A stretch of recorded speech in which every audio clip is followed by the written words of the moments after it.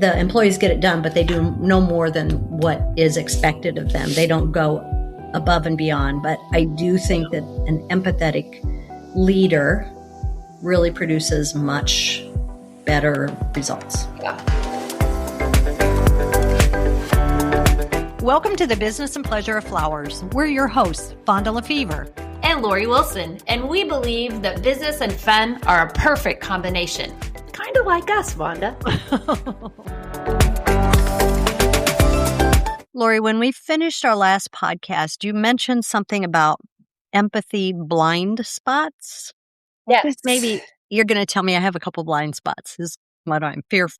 I'm going to tell you that I have many blind spots. I can't believe you have blind spots in empathy. Oh, 100%. Serious?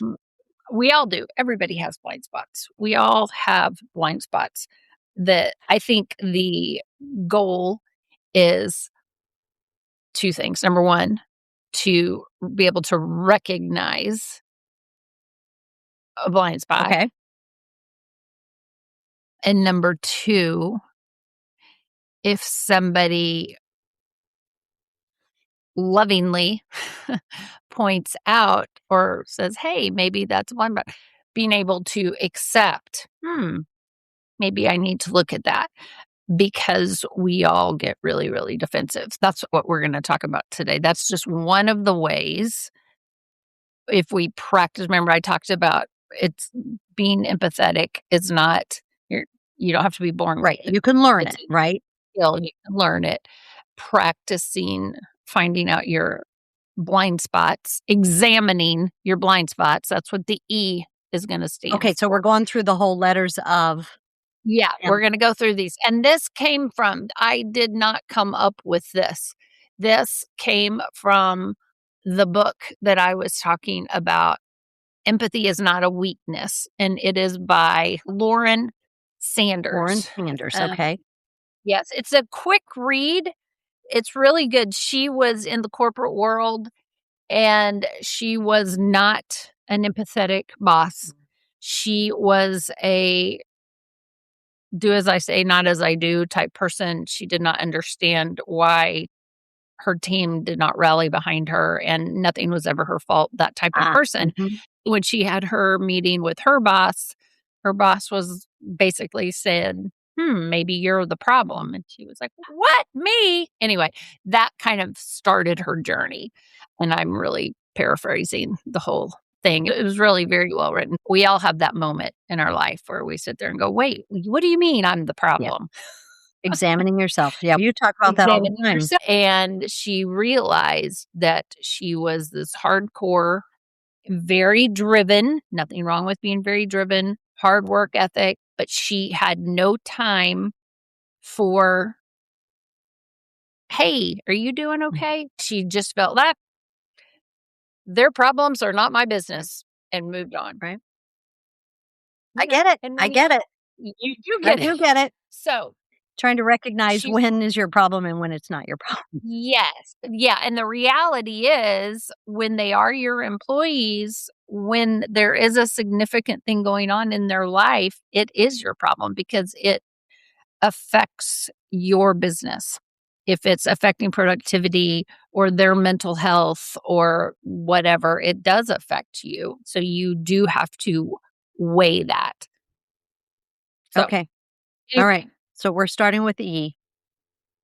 E, examining your blind spots. So this is what she says about this. And I'm quoting some things here, and then I'm going to talk about some of the research. So first impressions are not always right.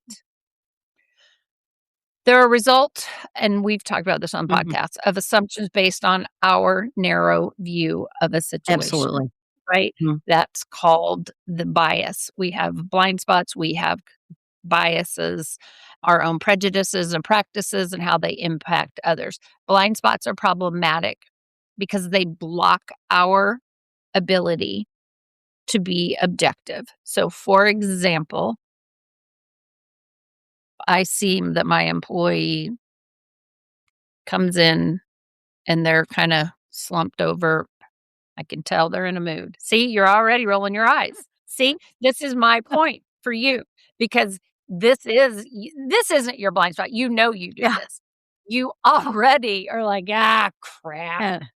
I am not in I the am mood not for the mood this." to deal with this. Yeah.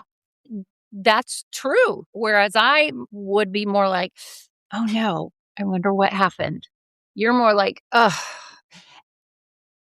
because you already know, and I do believe in your defense, I do believe this is a blind spot of yours, but I will say, I'm not completely defending you, but in your defense, because you have been a business owner your whole life, practically, whether it was a flower shop or our company, like, you've always had to manage people Mhm.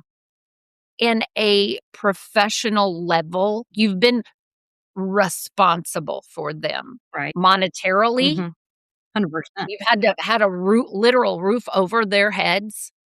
That's a different type of care than where my my career life has been.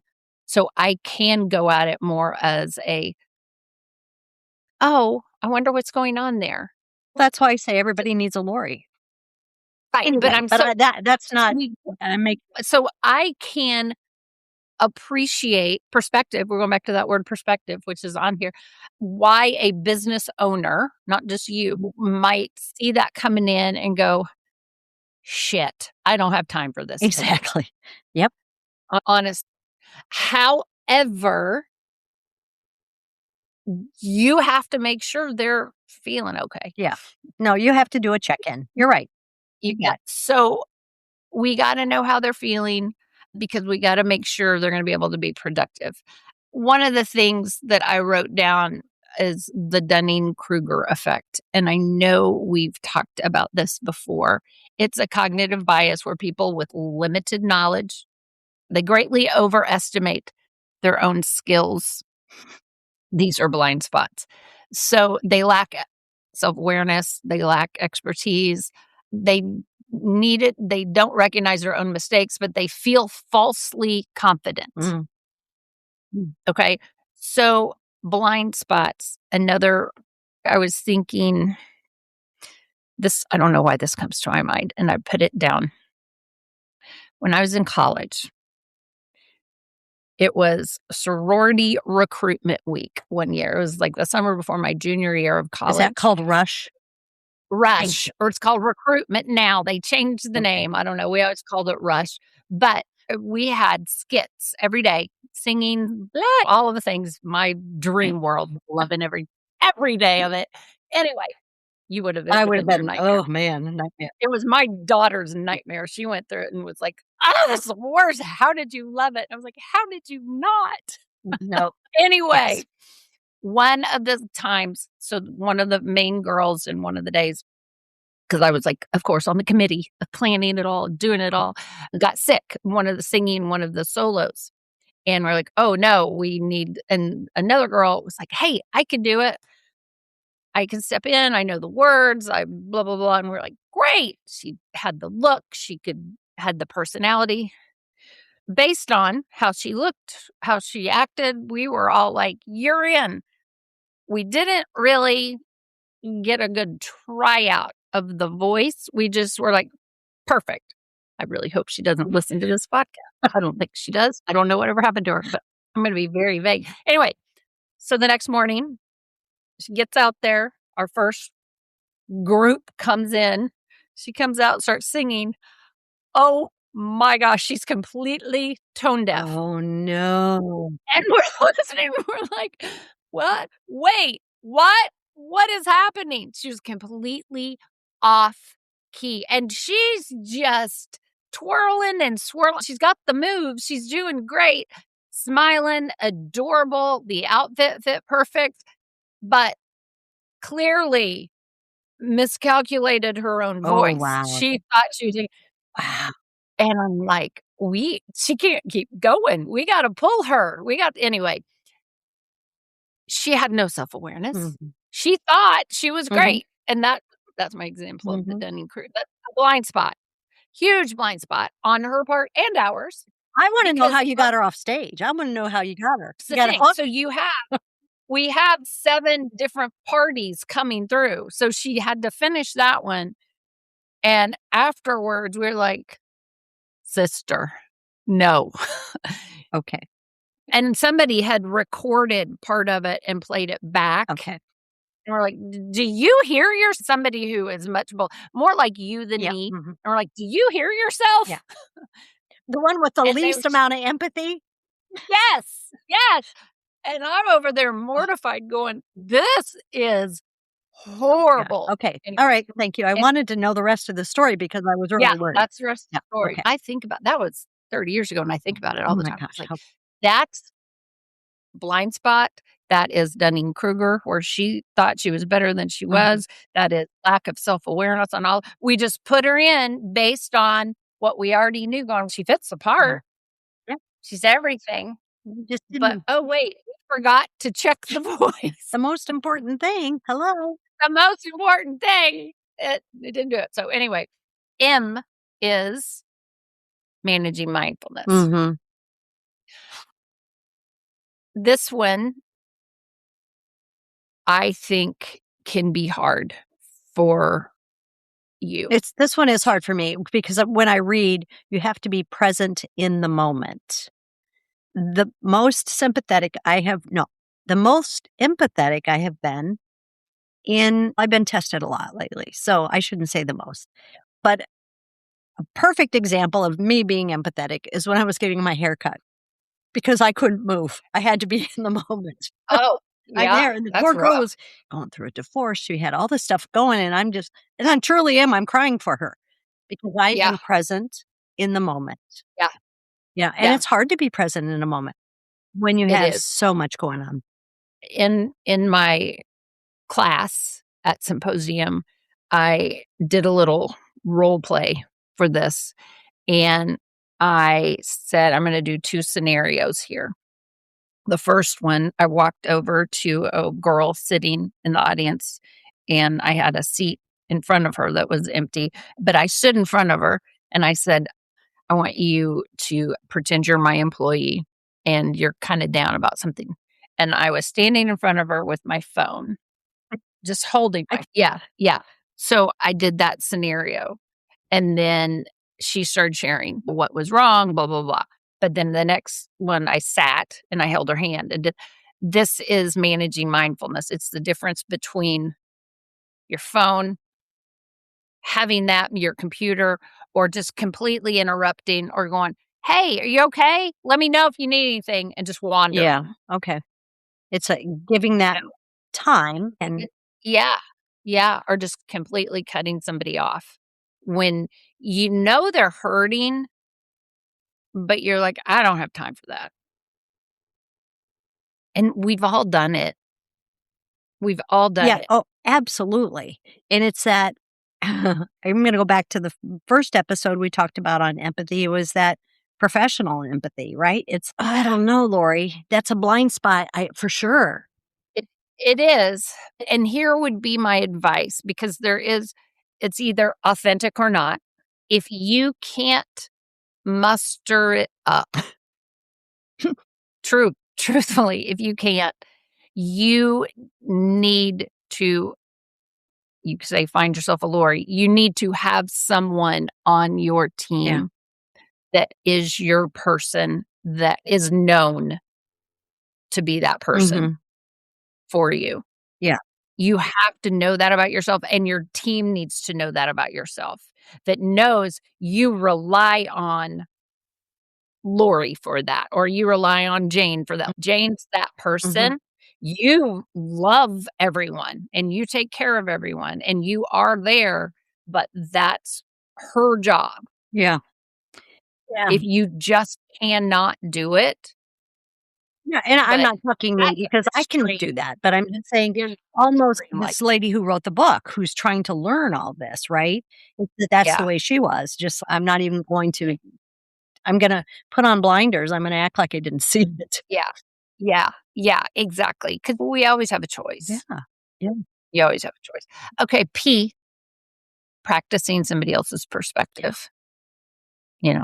I think this is one of the most important things. And the word perspective has been in my brain since symposium. Mhm. It keeps coming up into my head, and I'm not quite sure what I'll wake up at night and that word is still in my brain. I was like, all right, okay, what am I supposed to do? What is it I'm supposed to be learning here? Whose perspective? What perspective? Everyone's perspective? My Mhm. perspective? Whose perspective? But we have to go into every conversation, number one, without a lot of times, and I am guilty of this. I'm like, ugh, this is going to be a crappy conversation. I do that. You do that even when we know we see things on our calendar, and I'm like, I'm not looking forward to Yes. No, true. That's true. we do that. And that's when we're doing Sometimes hard things. but we have to Ugh. not go in with negative Yeah. intent. We have no Yeah. idea That's right. why that person's scheduled on our calendar. Yeah. No, you're right. You know? The perspective thing, Lori, I think is because we've come off symposium and we've heard so many different perspectives. Think that has so much to do with it. And where people are coming to you and coming to me. And I love that Yeah. you said we don't have to agree with them, but we're trying to understand their perspective. Some very up high, some very low, some in between, and try to just Yeah. be empathetic about their perspective. Yeah. And I'll have to say I've done a little growth in that area. Yeah, same. And I didn't know that was an area I needed to. I was surprised that word keeps popping Yeah. up in my head. And I think for a flower shop, you were sharing with me today about a conversation you had with one of our members. And I'm like, perspective Mhm. for him would be really good for her to deal with in her flower shop, understand her employees a little bit better. Each employee is coming in to the shop every day from a different perspective. 100%, Lori. You think of that. Each of the lifestyles, each of the So everyone's yep. different. Mhm. Everyone's different. The example I used in this that was so funny is how you changed your perspective on chicken wire. Oh, yeah. Yeah, you thought we're very no, no, no to chicken wire, and then Hitomi. Yeah, then after working with Hitomi and listening to her perspective on that, and I don't wanna say justifying, but the reason that it makes sense, and for design perspective that you can take it out and water it and all of that, it just was like, "You know what? Yeah, I gotta Yeah, be open to that." Definitely. yeah, yeah, and so I love that, and we got some giggles in the I'll bet you class did. because Yeah. not because I think everybody there could identify with something in this industry that they're like, "Yeah, I used to Yeah. not feel that way about foam or feel that way about what this or that, or and now I'm more open." It's just somebody opening your mind to something where you're like, "Oh, maybe it's not as bad as I thought Mhm. it Mm. was." Now that I see their perspective, they explain sometimes it just takes someone to explain it a little I better. agree. To not just tell you, but Right. Right. explain the reasoning behind. Explain the reasoning Yeah, behind it. I agree. Yes, exactly. And then A is activating self-awareness. We've talked about that. If as leaders, if we expect positive outcomes when we mobilize a team, our success relies on our ability to be empathetic. If we are not empathetic and just constantly hammering, we expect this and this, do this.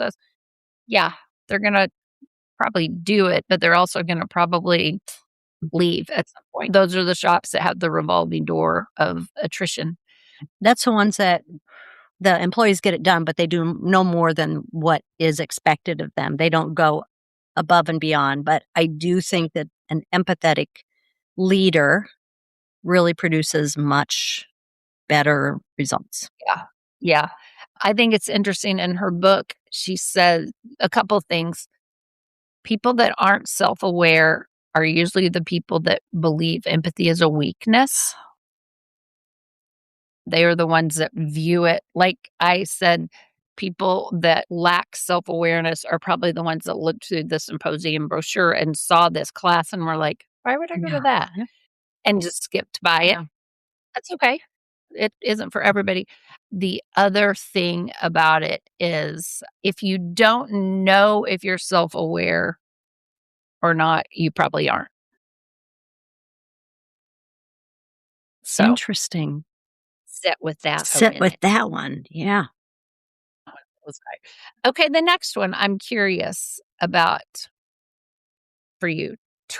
This is an indication of our character, the ability to say something sensitive to someone in an impactful and direct way while making sure that person maintains their dignity. Now, the reason I'm saying that is because I have seen not you personally, but I have seen a lot of people in this industry, high, very influential people, designers, instructors, that if I was going to be taught under them, which I'm not in that design world, but I've seen it and I've heard it, I would probably get my feelings hurt because of the delivery. And I honestly, from my outside view, I don't think the awareness is there. I don't think they mean Mhm. it that way. Mhm. I think it's but I was curious. And it's not even because this says if you snarky comments and sarcasm, it's not that, it's more condescending Right. tone. And I'm wondering, have you encountered that moving into this design world or no? There are certain instructors that I can tell you for sure that people come out of those classes crying because Yeah, of the delivery of what they did wrong, because so sensitive for a new designer yeah, learning line or even texture or depth to be able to let them try to see it. And I've been in classes that has happened, but I've also been in classes with, I'd say the best, Bill McKinley, who so yes, empathetic, and he is a true teacher, and it's, I want you to try to see this. It's not like telling you what you did wrong, and I think that's the tactfulness, is the yeah, way the delivery on the improvements you need to make in a design. So, yeah, yeah, I think that's so important. yeah.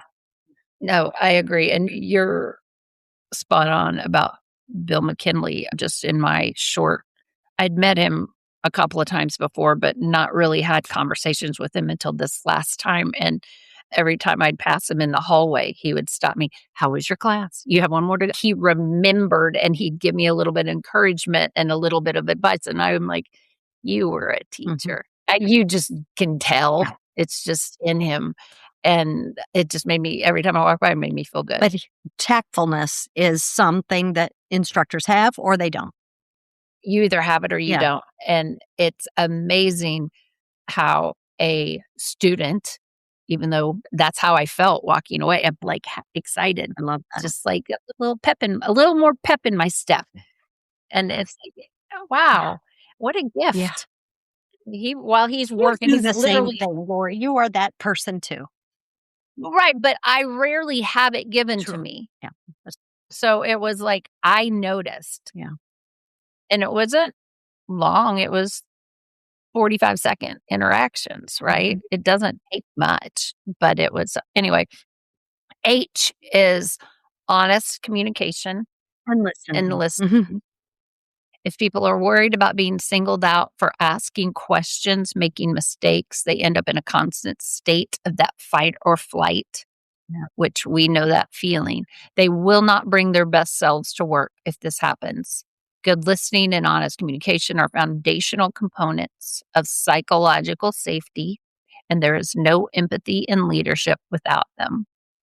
The truth is, most of us think we are much better listeners than we really are. Mhm. So I I agree with agree. that. I think the saying, most people listen to respond rather than listen to understand. It always comes to me when I'm trying to listen. I'm like, no, don't listen so that you can respond to So somebody. Listen to what they have to say. And I catch myself that doing it more. it's a daily Yeah. practice because we want to help, but sometimes that person doesn't need the help. They just need to vent or to be listened to. And so this one is to listen without judgment, to genuinely care, to take that time. And I know people will be listening going, I don't have that time. And I want to go back to what I said last week, put a time limit on it. Say, I can give you 5 minutes, or I have 10 minutes later. Let's meet at this time. I'm going to literally set the timer. You have my undivided attention. Let's I go. think that is such a smart suggestion. I have 10 minutes. I really want to hear what you had to I say. I want have to 10 minutes. And do then this. and later, because that allows me to think, oh, what's the most important thing that I need to share, that I want to share? Get my thoughts in order because I only have 10 minutes. Yes. We go in, the timer is set to go off. There we go. We did it. That's huge because you are Yeah. giving time. You are listening. And then the last one, why? This one was hard for me because it took me a while to understand it. Yes, and the why stands for yes. And this idea is built on something rather than to shut it down with a no. A what if instead of a no way response. If you're the type of person who's constantly looks for why you should not do the idea, Mhm. this one's going to be hard for you. We all know those kind of people, right? Seeing someone else's perspective other than your Mhm. own can be very hard. It goes back to that. So an employee comes to you with, hey, I was thinking maybe you're immediately, no, not going to work. We're not changing things. Mhm. Maybe try. And she's got some really good case studies in her book that elaborate on this of people that tried the yes and even though they were like gritting their teeth going, yeah, and oh, let's try this. And it continued the conversation and then it turned into more of a compromise of what they end up doing. But I like that because again, this is about you changing. True. No, I get that. To me, instead of a yes, it'd be like, maybe let me hear what you're thinking instead of a yes, right? So instead of that, oh, Right. yes. You Mm. saying it that way completely makes me not wanna tell you my idea because you're already prejudging me. Maybe. I don't know if I'm gonna like it. Say, But then if I "Yeah, say okay, yes, keep talking." That's all. so I wanna hear okay, you so go, there you go. "Yeah, Yeah, keep okay, talking. keep Okay, I talking." like that because when you say Yeah, yes but and because your face tells too much. We've joked about we've that always said before. Yeah, your face is like, "What a dumb idea." Okay.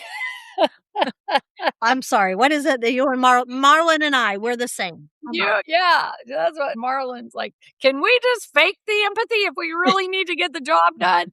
It's like, "Marlon, I don't know. I don't think Just that's turn your back. real. It's not real, but we need to just get it Marlon done." and I have to turn our back because you can't look at our face. Oh, The two of us. No, can't. his eyes, just they can go back and forth, and I can tell he's thinking, "What the hell?" Okay, so I need Oh, to say yes and go, "Yeah," or, yeah, go, "Yeah, yes," and keep talking. Just s tell me more. tone, Tell me more. tell me more. Tell me more is good. I think that's the whole point instead of I don't know, Mhm.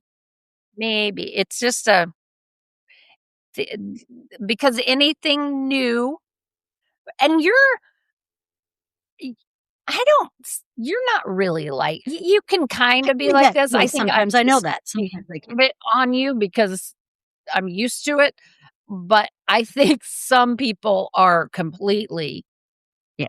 shut down, like, just hate It's change. interesting because I would have never associated that with empathy. I would associate that with open mind, being an open Well, mind. that's also opening yourself up to be more empathetic. Mm. These are all things we need to do for ourselves to be more open Mhm. to being empathetic. Ways to train ourselves. That's the thing.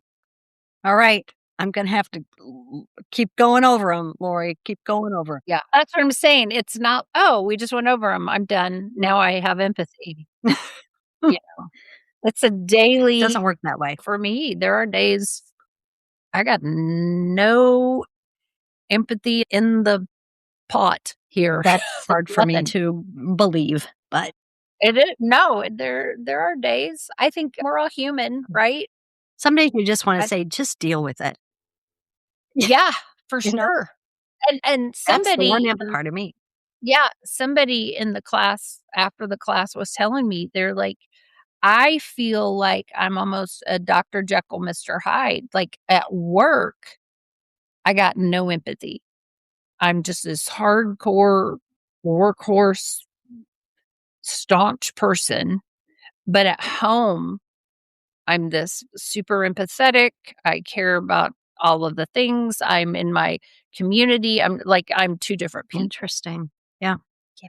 Because they Yeah. feel like in the workspace, the lady who wrote the book, I have to be Yeah. this way. I need to be Yeah. this way in the workspace. Yes. Yeah.